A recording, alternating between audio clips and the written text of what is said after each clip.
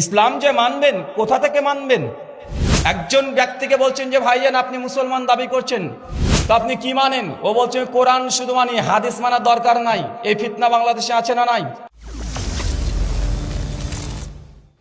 আত্মাহারিক TV, ওহির আলোয় উদ্ভাসিত জীবনের জন্য। ইসলাম যে মানবেন, কোথা থেকে মানবেন? একজন ব্যক্তিকে বলছেন যে ভাইজান আপনি মুসলমান দাবি করছেন, তো আপনি কি মানেন? ও বলছে কোরআন শুধু মানি, হাদিস মানার দরকার নাই। এই ফিতনা বাংলাদেশে আছে না নাই? এখন যে কোরআনকে শুধু ওহী মনে করে হাদিসকে রিজেক্ট করে দেয়, বাতিল করে দেয়, এখন বলেন তো এই ব্যক্তির সঙ্গে আমাদের মতপার্থক্য হবে কি হবে না? কেন? কারণ উৎসই ভিন্নতা। ওরা বলছে কোরআনটাই যথেষ্ট, হাদিস মানার দরকার নেই। যখনই উৎসে ভিন্নতা চলে আসবে, অটোমেটিক আদার্স বিষয়গুলোতে মতভেদ 100% আসবে। আরেকজনকে বলছি ভাইজান ইসলাম তো মানছেন, কিভাবে মানতে হবে? হুজুর আমাকে বলছে আরে ভাই ইসলামের শরীয়তের উৎস হচ্ছে 4টে, 1 কোরআন, 2 হাদিস, 3 ইজমা, 4 কিয়াস। এই যে মিলাদ করছেন কোথায় আছে? জানি কোরআন হাদিসে নাই, এটা কিয়াসে আছে, মানে কিয়াস শরীফ।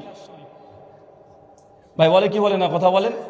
যখনই আহলুল হাদিসদের সঙ্গে তাদের কোনো মাসালা বা আকাইদ নিয়ে ডিবেট হচ্ছে বা আলোচনা হচ্ছে বা তাদের সঙ্গে আমাদের প্রতিবন্ধকতা সৃষ্টি হচ্ছে, আহলে হাদিসরা বলছে যে আমাদের নিকটে কোরআন এবং সহিহ হাদিস এটাই হুজ্জাত, আর উম্মতের কোনো বিষয়ে ইজমা যদি থাকে এটা হুজ্জাত। কিন্তু প্রত্যেক মানুষ নিজেরা দাবি করছে এটা কিয়াস, এটা ইজমা।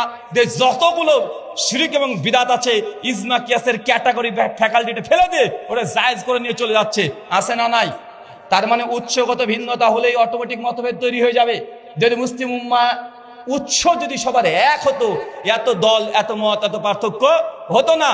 আল্লাহ নবীর সেই হাদিস মুয়াত্তা মালিক হাদিস নাম্বার 1664, মিশকাত হাদিস নাম্বার 186, শেখ আলবানী সনদকে মুরসাল সহিহ বলেছেন। এর মুসনাদ হাদিস আছে মুস্তাদরাক আল হাকিম হাদিস নাম্বার 364। আল্লাহ নবী বলছেন তারাকতু ফিকুম আমরাইন, আমি তোমাদের মধ্যে 2টো জিনিস ছেড়ে গেলাম। এক কিতাব আল্লাহ, আল্লাহর কিতাব। 2 কি? কথা বলেন। 2 কি? সুন্নাতে রাসূলুল্লাহ আর নবীর সুন্নাত। নবী বলছে 2টো জিনিস ছেড়ে গেলাম।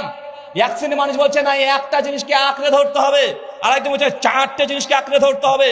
যখন 4টে জিনিসকে আপনি আঁকড়ে ধরেছেন, তারপরে বলছে শুধু এই 4টাকে ধরলেই হবে না, এরপরে আবার 7টা মাযহাব আছে, তার মধ্যে যে কোনো একটা মানতে হবে। বলা হয় কি হয় না? আবার 4টে মাযহাব তো মানলাম, বলছে 4 মাযহাব মেনে শুধু ক্ষান্ত হতে হবে না, এর মধ্যে আবার 4 তরিকা আছে না নাই? 4 তরিকা মেনেছেন, ওই 4 তরিকা বলছে এরপরে শুধু 4 তরিকা মানলে হবে না, লোকাল পীর সাহেবের কাছে বায়াত হতে হবে।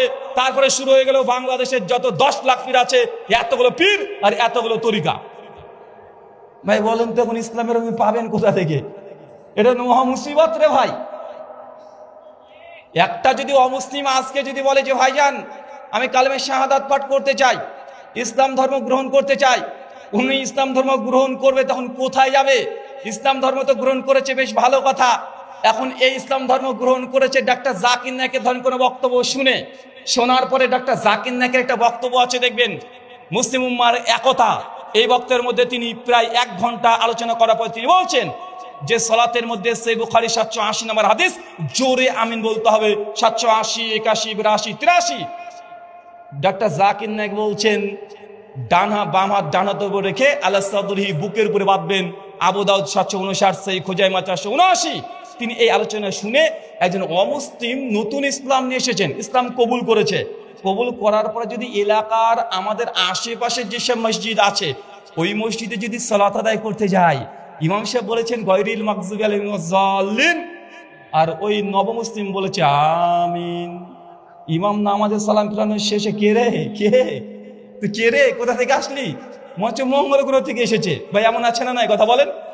আমিন বলার জন্য হাজার হাজার যুবকদেরকে মসজিদে ইমাম সাহেব, খতিব সাহেব, এলাকার সমাজের মানুষ তাকে পিটিয়েছে। এর দৃষ্টান্ত আছে না নাই?